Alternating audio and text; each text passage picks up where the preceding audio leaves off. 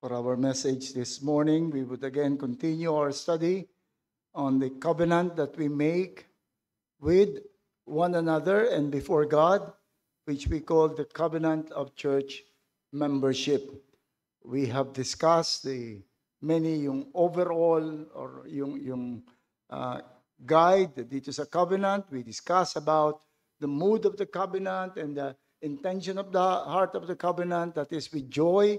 We covenant together, and in trusting God, we rely upon His strength para sa pagkatuparan nitong covenant nito. And then we reach paragraph 3 of our covenant, kung saan nakita natin mismo yung mga elements ng ating pagiging miyembro ng church, yung elements mismo noong covenant. Ano ba yung ipinapangako natin? And we again read in paragraph 3 that we covenant together to uphold the public worship of God in accordance with His holy word, not forsaking the assembling of ourselves together, honoring the preaching of the word, submitting to Christ's ordinances of baptism and the Lord's Supper, giving ourselves faithfully to corporate prayers as well as private and family worship in our homes, diligently instructing and training those entrusted to our care in biblical doctrine and conduct, in which we said it covered the life of the church, whether as gathered or scattered. But then we focus upon the first line that says that our covenant, first and foremost, is a covenant to uphold the public worship of God. This is the life of the church as they are gathered for worship. At dito, nakita natin yung definition of the vow of commitment to worship. We have discussed. That is, giving all, yung worship is to give reverence, adoration, and honor that is due to God. So, ang ibig sabihin, when we make a vow of membership to uphold yung ating worship, we are making a commitment to give reverence, adoration, and honor to God together as a body. Nakita rin natin in our study of the substance of this vow of commitment to worship that it begins in the attitude of the heart, without which any act, any performance without the right attitude is without value, and it is not counted as worship, even regarded as abomination. That's yung worship. Not because you are here, sitting down and joining, you're already worshiping God without that proper attitude of worship. And then we discuss about the cultivation and nurture of the commitment to worship. And that is, yung paano tayo magkakaroon ng ganitong tamang pagsamba, ang una is conversion. Unless you're a believer who has been reconciled to God, you cannot and you will not worship God. You can perform things that we perform. You can join the performance, but you are not worshiping God. And then there is the communion. Our mind and heart are leaky vessels. Madaling mawala rito yung mga experiences natin sa Panginoon. So we must have a daily, regular, meditative communion with God through prayer and His Word. And also, thirdly, yung preparation natin sa ating pagparito. Day before we prepare our hearts, before coming here, we make also some preparation. And then as we continue on, we uphold the public worship of God in accordance with His holy word. We are now answering the question, how then do we worship God? When we make a vow of commitment to be members of the Sovereign Grace Church, what really are we saying with regards to worship? How do we worship God? Ano ba yung hahanapin ko sa church? Ano yung dapat na inaasahan ko na makikita natin? Ito po ang ating titignan sa atin pong pagtalakay na ito ngayon. At ito ay i-discuss natin sa ilalim ng ilang mga heads. Una, I want to show from the Word of God that man is designed to worship God. Man is designed to worship God. Ito ang magbibigay sa atin ng direksyon sa pagsamba. And then secondly, man may have natural inclination to worship, but no natural knowledge on how to worship acceptably.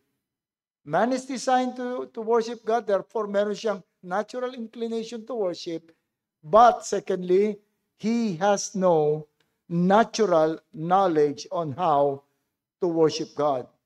At pagkatapos, lastly, tingnan natin ba't mahalagang malaman natin ang mga katotohanan ito about worship. That is under yung general topic of how then should we worship God. Humingi tayo muli ng talino at gabay sa ating Panginoon sa pagtalakay nito.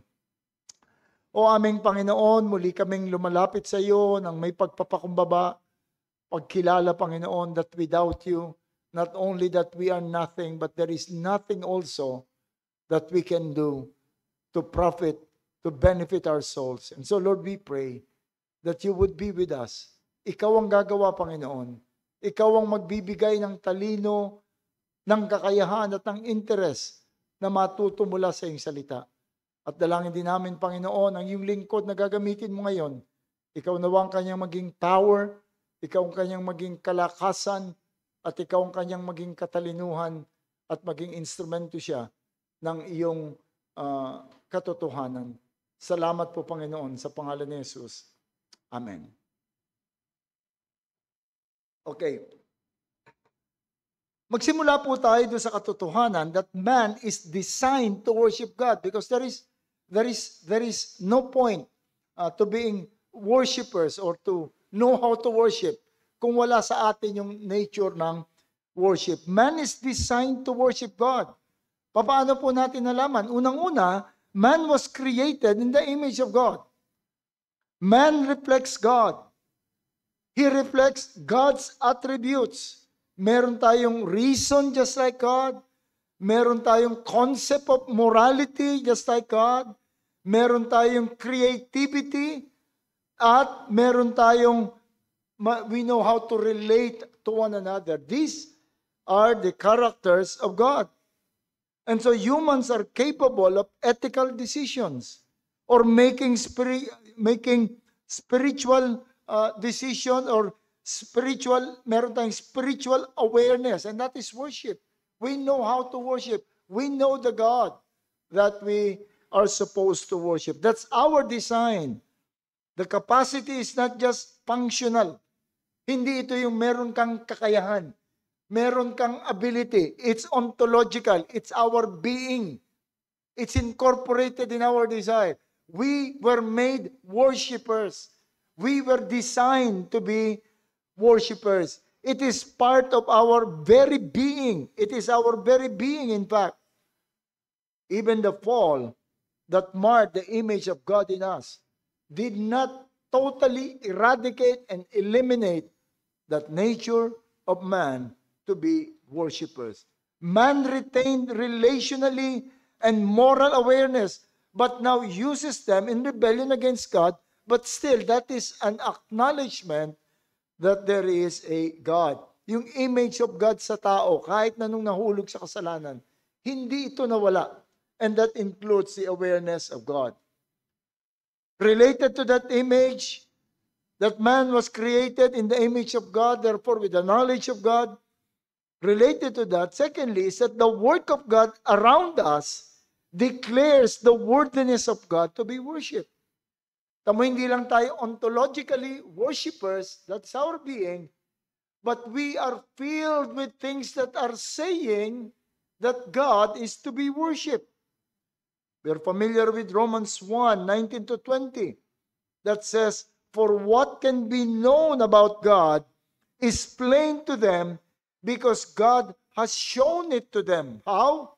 Verse 20, "For the invisible attributes, namely His eternal power and divine nature, have been clearly perceived ever since the creation of the world in the things that have been made." So they are without excuse. Hindi lamang nag-create daw ang Panginoon ng bagay randomly, I'll make this, I'll make that, I'll make this. But the Lord created the universe and everything in it to point back to Him, so that everything created would tell man who God is and what God is. Not that nature has the power to say something about God. Hindi po yun ang sinasabi. But that God is speaking through nature. Through nature, sinasabi ng Panginoon, there is God. God has shown it to them, have been clearly perceived. Sabihin natin, hindi natin nakikita sa kalikasan. Hindi pwedeng mangyari yun. God Himself said, they're clearly perceived. Because that is the language of God. Creation is the language of God. The most sinners can do is to suppress that knowledge. But he cannot deny. He cannot eradicate that concept of God. What he can do is to suppress. He cannot erase from his consciousness that there is a God who is worthy of worship. So Paul said in 1:21 of Romans, for although they knew God, he was speaking of those who say, there is no God, or those who are idolaters. He said, for although they knew God, they did not honor Him as God or give Him thanks to Him. They suppress the knowledge of God. They cannot erase. They cannot even convince themselves. Not only that, hindi lamang na yung creation, but even the law of God is written in the heart of every man. Even the Paul was not able to erase fully the law as written in the heart. Yung predisposition nga lang na to obey the law, maybe nawala, may have vanished, but the work of the law that says this is good and this is bad, approving and condemning, as Paul says, remain to be in the heart of everyone. Ang isang katibayan nito ay yung universal concept of what is right and what is wrong. Kahit ano pang paniniwala mo, kahit gaano ka ka-primitive, meron kang concept of what is right and what is wrong. That is the work of God. That is the work of God in man. Excusing or yung condemning. And the law of God testifies that there is a God. Yun ang trabaho ng Word of God. Magpatunay na merong Diyos. At ito'y naiwan sa atin. No man can escape. Absolutely no man can escape the consciousness of God. We all know there is a God. And that God is greater and more powerful than us. That we must worship God.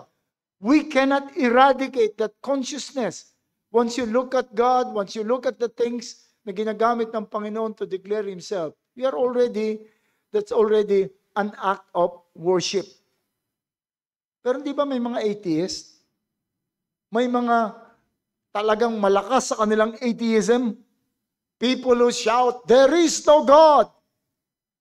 People are atheists who reject their consciousness. They're not, ang atheist, hindi sila yung mga taong alam nila o naniniwalang walang Diyos.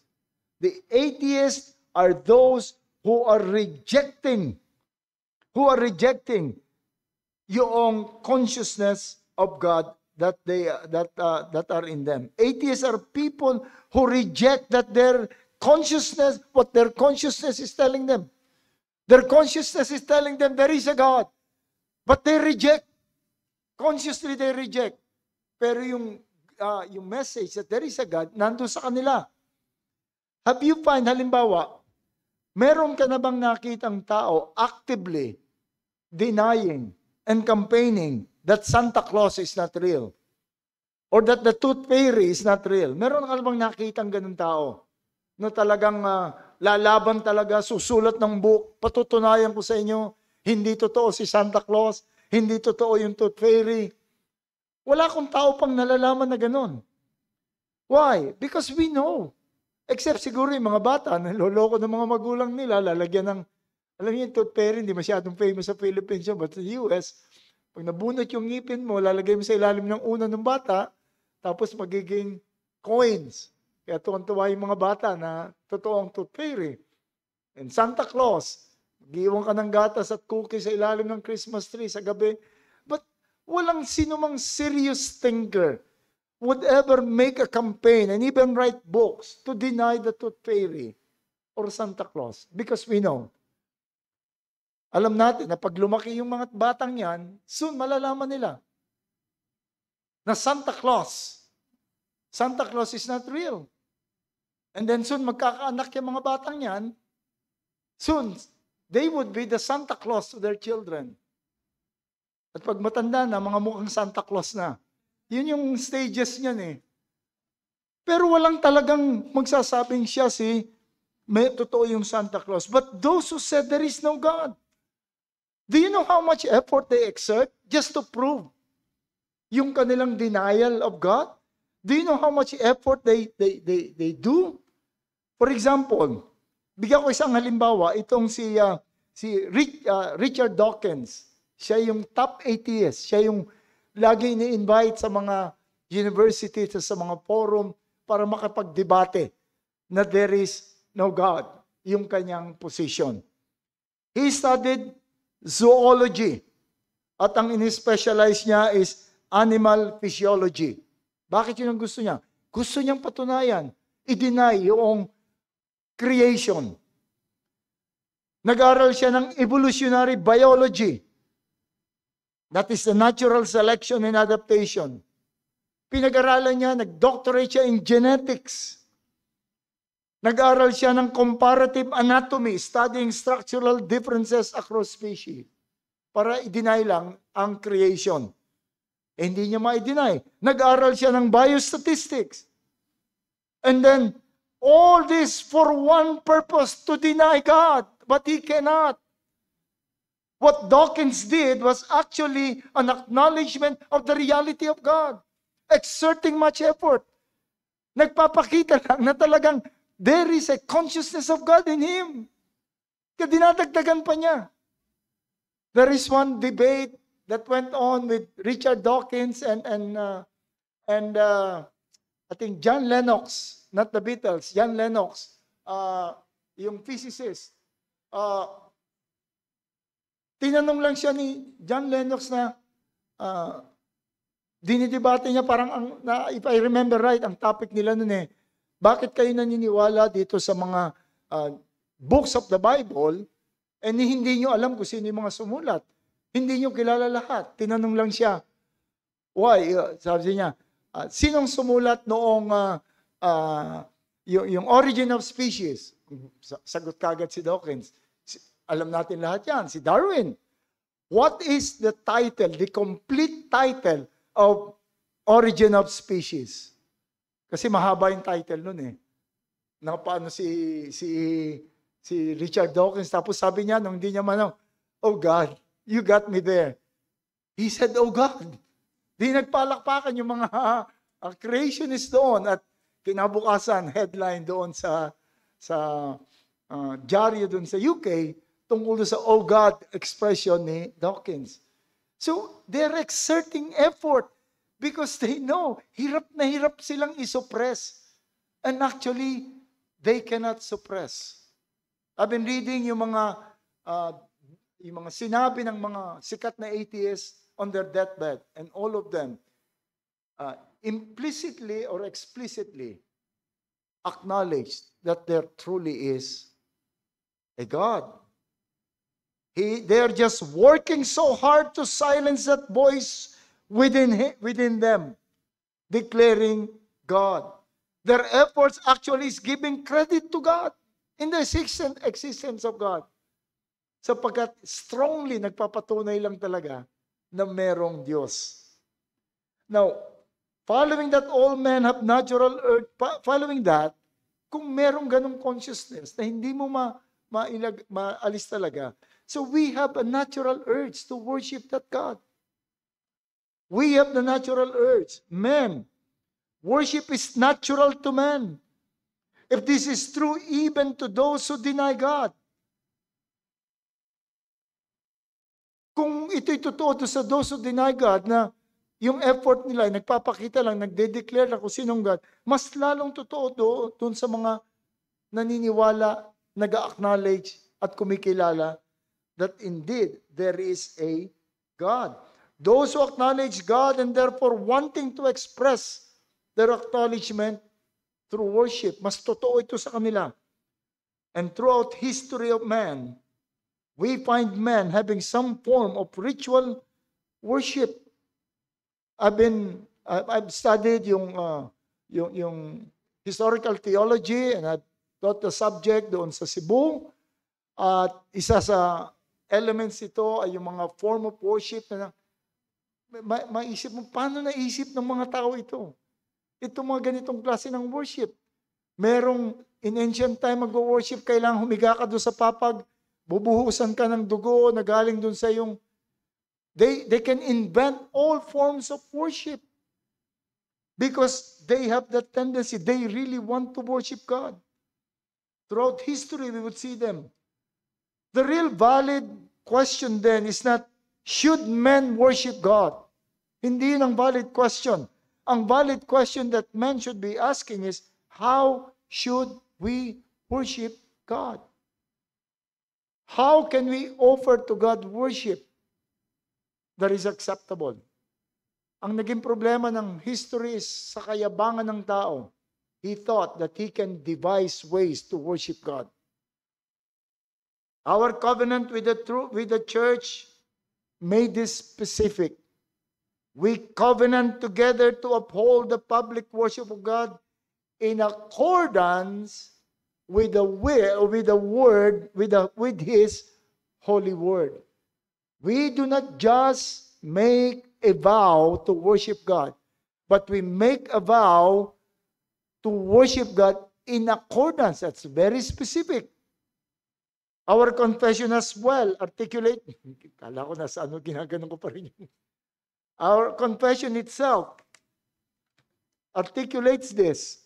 We read in Baptist Confession of Faith of 1689 in chapter 22, paragraph, first paragraph, the second part, it says, the acceptable way of worshiping the true God is instituted by Himself and so limited by His own revealed will that He may not be worshipped according to the imagination and devices of man, nor the suggestions of Satan, under any visible representation or any other way not prescribed in the Scripture. It's both positive and negative. We only worship God according to the Scripture and reject things that are not prescribed by the Scripture. Ito po yung gusto nating i-discuss. Ito yung kasama dun sa ating covenant. And so secondly, we want to know why do we need the Scripture? Kung meron naman tayong natural tendency to worship God. Because secondly, man may have the natural inclination to worship God, but man has no natural knowledge on how to worship God. Hindi natural sa tao na malaman o magawa natin yung tamang pagsamba. Dahil unang-una, consider what is worship. Ano bang worship? Worship is to reverence God, to praise God, purihin ang Panginoon, ipahayag ang kanyang kapurihan. That is worship. So considering what is worship, we will readily run in at least two problems. Kung ang worship is to declare the worth of God, meron kagad tayong dalawang dapat resolbahin. Unang-una, in ourselves alone, we cannot attain a substantial knowledge of God for us to be able to know how to worship God. The world around us, the universe, can only tell us that there is a God and that this God is powerful. That's the only thing. Kaya nga dahil sa yung kanilang nalalaman, lahat ng may power, sinasamba nila. Uy, ang lakas ng bull. Talagang kahit anong sagupaan niya, natatalo. He must be a God. And they worship cows and bulls. Nakita nila yung eagle, ang lakas, ang taas to, lumipad at talagang pag dumampot, he must be a God. They worship yung eagle and all these things. We have no natural capacity to know God substantially that we might worship Him right. 1 Corinthians 1:21 says, "For since in the wisdom of God, the world did not know God through their own wisdom, God has kept to Himself and not revealed to man naturally who God is." Man cannot know God in his own wisdom. Yan ang kaibahan ng theology. Yung ibang, di ba, I've always been telling this to you, yung ibang mga discipline like zoology, biology, what you do is to get the object of the study. Kung zoology ka, kukunin mo yung mga hayop na matitignan mo, pag-obserbahan mo sila, pag-aaralan mo sila, titignan mo silang maigi, ganun din sa botany. And then you come up with a with a conclusion na ito yung tao based on your observation. But theology is different. You cannot do that to God. You cannot observe God and then make a conclusion who God is.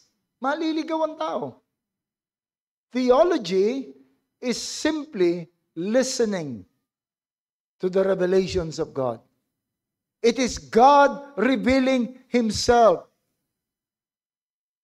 in words. Theology is not the study of God. Naririnig ko minsan to sa mga preacher. It's not the study of God. It is the study of God's revelation about Himself. That is theology.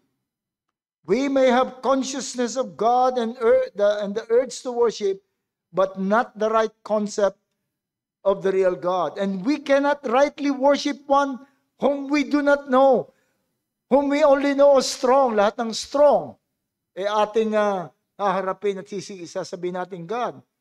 Kaya sa history, they worship cows, snakes, and bats, and the sun, and the rivers, and even rats.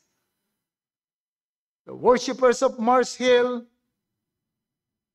was being candid with their altar to the unknown God. They want to worship God. Kaya lang, di ko kilala tong God na to. And so they put up an altar to the unknown God.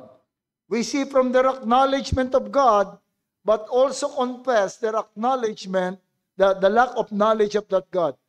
There is a God, but that God is unknown to us.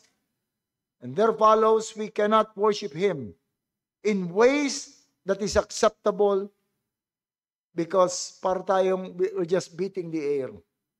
They dedicated this altar to the unknown God. Kaya nga, karamihan sa mga agnostics, they would end up to be a confessed atheist. Agnostics are those who believe that there is a God, but that we cannot know God. Gnosis is knowledge. Is without. So without God. I was, in the story, kung sino yung taong sasabihin ko na dati nating member na I was discussing sa kanya yung tungkol sa kanyang unti-unting paglayo, pag-question sa banal na kasulatan. And then the question that I asked her is that, if you would deny the Bible, where will you get your concept of God? Ang sagot niya, we really cannot know God. Oh, so you're an agnostic. Sabi ko, pag naging agnostic ka, soon you will be a declared atheist. Ang sagot niya sa akin that was shocking to me is, doon na nga ako papunta. Doon na nga ako papunta. So you see, we cannot by our own capacity know the concept of who God is. Moreover, if we may know God, kung alam natin yung true nature of God, pagpalagay na natin for the sake of discussion, napakatalino mo, talagang nagawa mong makadiscover ng entire concept of God. Yet no one can know how God wanted to be worshipped. Hindi natin alam. All the rules of worship of God are what we call in theology as positive laws. Yung positive laws are laws that are given to us without any basis in what we can observe. Talagang gusto lang ng Panginoon. Halimbawa yung Sabbath. Binigay sa atin yung araw ng Sabbath to worship God. Saan nakabase yun? Walang basihan yung Sabbath. It's just, the Lord just want na 6 days you shall work. On the 7th, you would worship. Walang basis yun. Lahat po ng measure of time may basis. Yung ating year ay base yun sa revolution ng earth dun sa araw. Yung ating days ay base yun sa rotation ng earth around the sun. Yung ating months ay base yun sa phases of the moon. But the 7-day week, saan nakuha? Bakit 7? Why not divide yung into 10 days, you shall work 9 days, and walang basis yun. It's a positive law. It's a positive commandment. God simply decided that 7th day you shall, or that 1 day in 7 you will worship God. So, hindi natin malalaman. So we see in history of man how he expressed worship. Kasi naniwala siya sa Diyos pero hindi niya alam kung paano. Nakita natin na yung kanilang paraan ng pagsamba, they mutilate their bodies. Naalala niyo yung mga followers of Baal, sinusugatan nila yung kanilang sarili. They mutilate their bodies. They burn their children. They offer their virgin daughters to the gods sa pagkakalang ito ang kanilang pagsamba. And even those who may know the concept of the true God, left to themselves, will not know kung papaano. When Jesus foretells the persecution, ang sabi niya, you know what? Yung mga nagpe-persecute sa inyo, he was referring specifically to the Jews. Ang sabi sa John 16:2, and this kasakop ang ating panahon, they will put you out of the synagogue.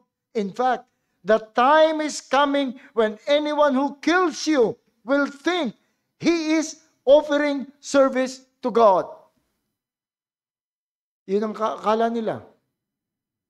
I want to serve God, and therefore, I will kill all those who are against what I am teaching. And even in our times, those who may acknowledge God, those who may even have the right concept of the gospel and the salvation offered by God, and sincerely wanting to worship God, fall into this kind of foolish ways of worship. Tingnan mo yung mga uri ng pagsamba. Merong kailangan umakyat ka ng banahaw. Merong kailangan magpapako ka sa krus. Meron kami on our way dito sa pagsamba namin dito. May nadadaanan kami dyan sa bandang parte ng Cainta, Taytay. Mga nakadamit na, babae at lalaki, nakabistida, yung mahabang damit na puti. Lumalabas galing doon sa kanilang chapel. Sabi ni Pastor Boy Dadola, I was once part of that group na nakadamit. Parang damit na abito ng pari lahat, babae at lalaki. So, let us not even talk about them. Let's talk about those who have the right gospel, those with the right motive to worship God. But since they did not rely upon the word of God, let us talk about them Let us talk about evangelicals who profess real faith, and therefore, they believe in the Word of God. Do they know why they are worshiping the way they are worshiping? Alam ba ng lahat ng mga Baptist why they are worshiping the way they are worshiping? Alam ba ng mga Methodist kung bakit ginagawa nila? They just plan. They just see kung ano yung dapat gawin. Going back to 1 Corinthians 1:21, where we are told, and since in the wisdom of God, the world did not know God through wisdom, it pleased God through the folly of what we preach to save those who believe. It is only through the Word of God. The way to God is through the gospel. And to increase the knowledge of God, we need the Word of God. It is the only tool of God for rebuke, for reproof, for correction, and training in righteousness. And we acknowledge this when we vow, when we make the vow that we covenant together to uphold the public worship of God in accordance to His Word. We acknowledge and make solemn vow to worship God only according to His Word. Let me make this clear to you, to everyone, to those, our members and those who are planning to be part of this church, that you acknowledge when you join, you acknowledge and make solemn vow to worship God only according to His Word. When you make a covenant of membership to SGC, this is what we vow to uphold. This is the worship that we vow to uphold. A worship that is purely according to the Word of God. So, simple lang yan. Okay yan. Boto kami dyan. But you know na meron pang dalawang, even those who may profess that we would only worship God according to His Word. Hindi ganun kasimple pa rin yun. Because saying this, that we use the Word of God to determine how to worship God still poses some issue. Because there are two ways to interpret that. Merong dalawang nagsasabi. Ang isa, there are those who hold that we have the freedom to worship God and we are permitted to worship God in any way as long as the practice is not explicitly prohibited in the Bible. This is called the normative principle of worship. The normative principle of worship says, may freedom tayo sumamba. Anumang paraan, as long as hindi ipinagbabawal. So under this principle, they profess to honor the Scripture, to regulate their worship, but only by telling them what they cannot do. What they cannot do. So express your desire, express yung tendency mo to worship, but do not do anything that is prohibited by the Scripture. So under that principle, you are prohibited prohibited to burn your firstborn son. You are prohibited to prostitute your daughter dun sa altar. You are prohibited to use graven images. Or you are prohibited to cut your flesh and wearing sacred tattoos. Ito yung controversial sa Leviticus 19:28 that we are not to cut our bodies and we are not to wear tattoos. Kaya kinukondemn lahat yung may mga tattoos. But this is yung sa Leviticus 19:20, it has to do with worship. Worshiping God by cutting their flesh and filling yung kanilang body with tattoos. But you can, hindi pwede yun, dahil binawal yun under the normative principle. I'm being, siguro, I may sound sarcastic, yun ang pinagbabawal. Pero pwede ka, under this principle, you can have drama, you can have dance, you can have visual arts, you can have special music, or even seasonal celebration like Christmas and Lent. In one church in America, they even have yung wrestling match between the deacon and the pastor pagkatapos ng worship service. Bukan kaya natin yon. Bubukas yung kurtina sa likod, merong ring, then come yung pastor saka yung deacon, hindi, kayo na lang mga deacon, wag yun na ako isama, tanda na ako eh. Because that is not prohibited. There is no such thing in the Bible that says, thou shalt not have a wrestling match in. So, you're free to do that. It's commonly embraced by the Lutheran, the Anglicans, the Methodists, and many evangelical churches. At may mga known figures tayo na nagpo-promote niyan. Kilala niyo si Rick Warren, yung Purpose-Driven Life. Si Andy Stanley, na sumisikat ngayon sa kanyang mga apologetics. Si Mark Driscoll, yan ang mga promoter nitong klase ng ganitong worship. And then, there is the regulative principle of worship. The opposite of normative. Sa normative, you can do anything not prohibited in the scripture. But in the regulative principle of worship, you are worshiping God only in that which is explicitly commanded. So nakita niyo yung difference? Under the normative, pwede mong gawin lahat ng hindi pinagbabawal. But in the regulative, you can only do that which is commanded. And it's clear in the scripture. Reading of the scripture is commanded. 1 Timothy 4:13, Revelations 1:3.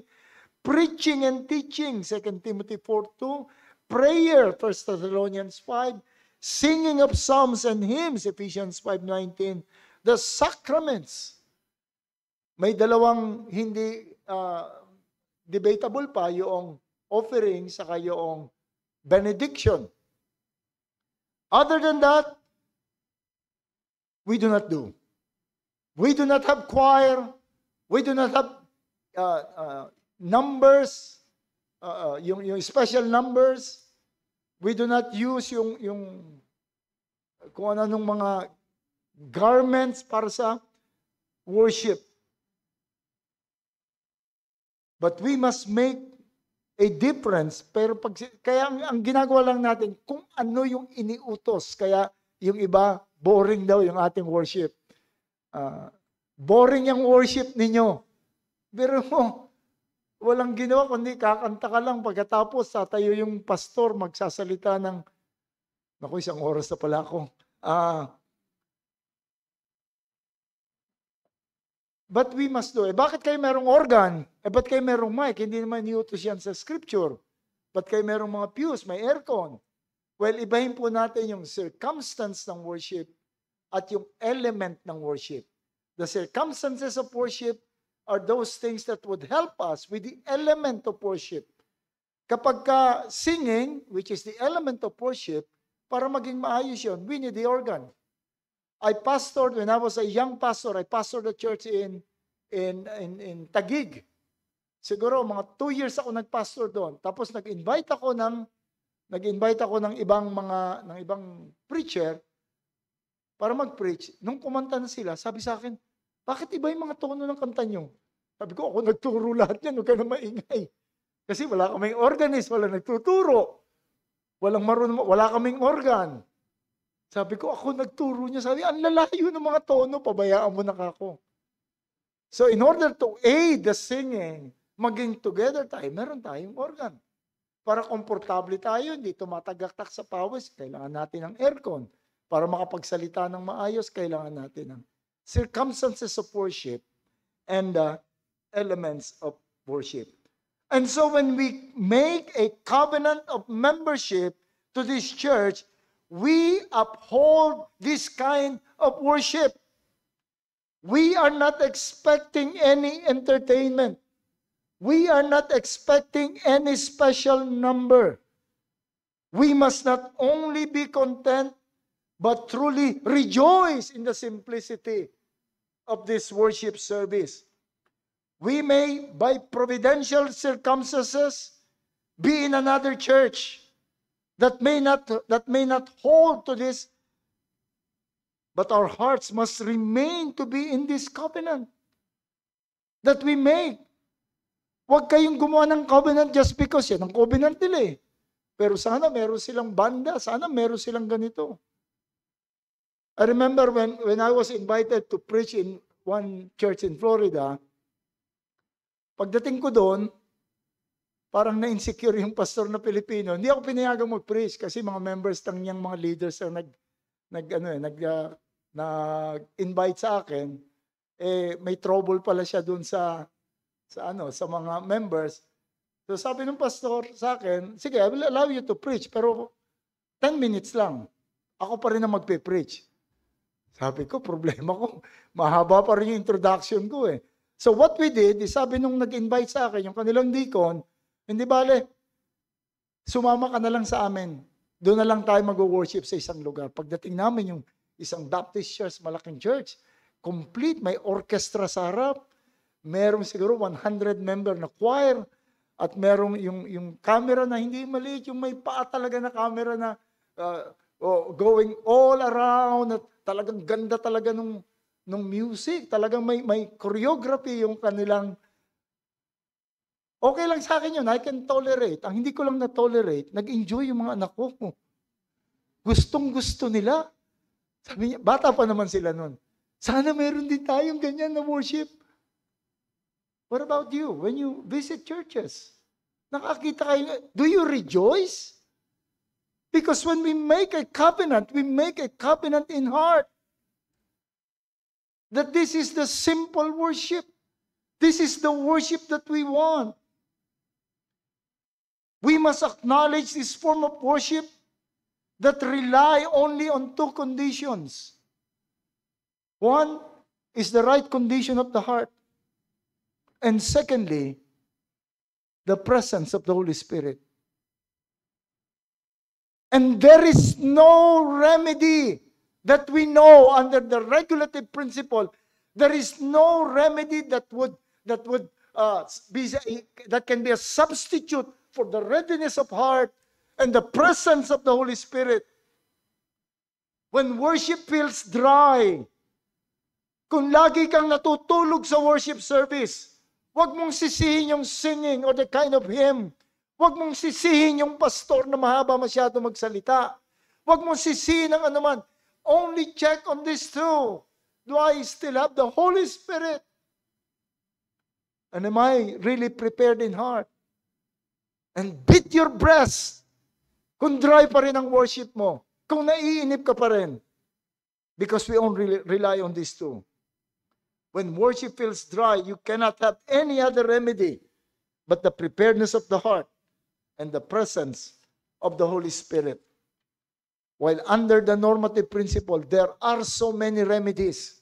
Kung dry, magpa-special number ka. Kung yung singing ay patay, maglagay ka rito ng talagang marunong sa music that would nagkukumpa, sabihin, okay, women first stanza, men first, second stanza, all together. Maraming solusyon. But we do not believe in that. Under the normative principle, the Holy Spirit can be miles apart, miles away from the church.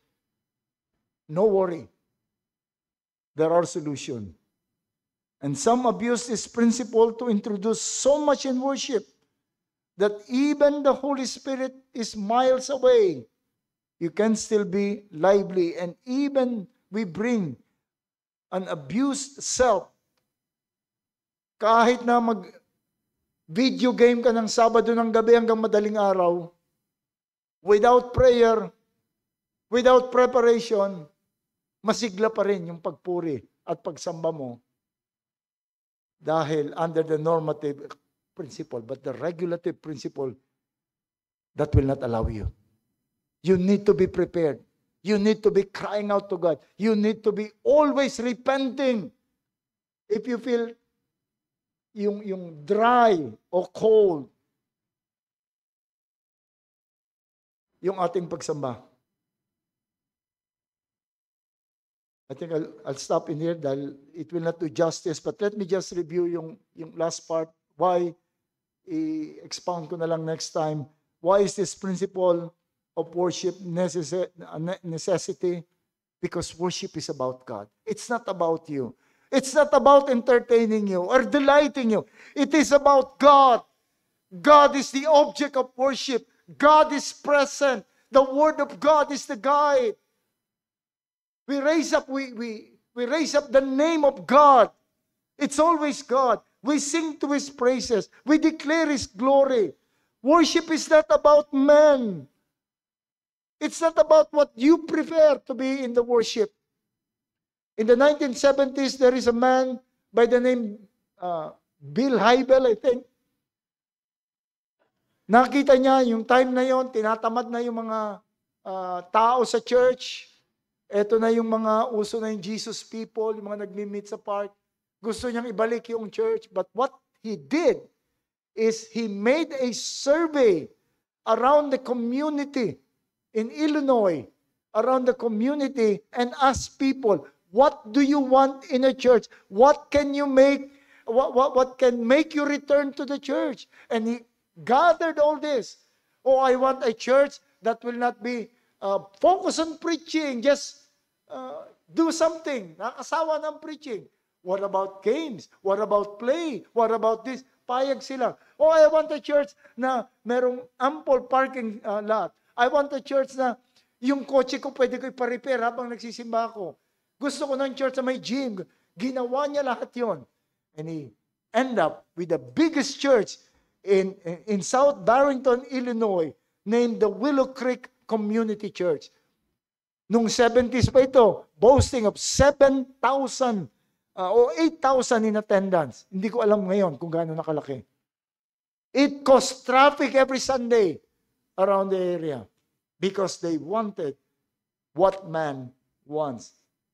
There is only, sabi nila, ang tawag nila doon sa church nila is seeker-sensitive church. Seeker-sensitive church. But there is only one seeker, and that is God.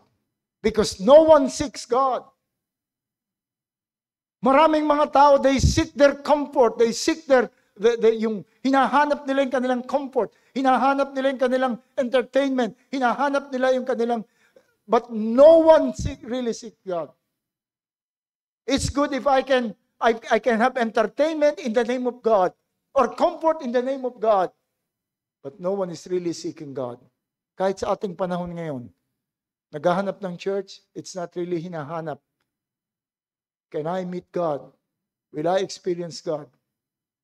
Kundi ang hinahanap ng mga tao ngayon, saan ako papansinin? Saan ako mag-feel important? Worship is about God. And we must be humble every time we come to the worship of God. We must be humble if we are focused upon God. So I hope hindi po natin babawayin ito. Lagi nating titignan, i-assess yung ating attitude sa worship. And if you feel worship is boring, if you feel worship is nakakaantok lang yan, then you have to beat your breast and look up to God. And Lord said, Lord, reveal my heart to me. It means you're not experiencing God. It means you're not focused on God. You're just focused na matapos na ang responsibility at makauwi na ako. And it's not worship. It's performance. It's not worship.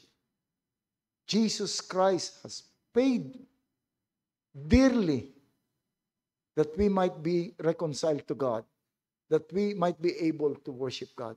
Let us honor the work of Christ. Let us honor who God is. And let us examine our hearts and mind. And let us truly worship God. Let's all pray.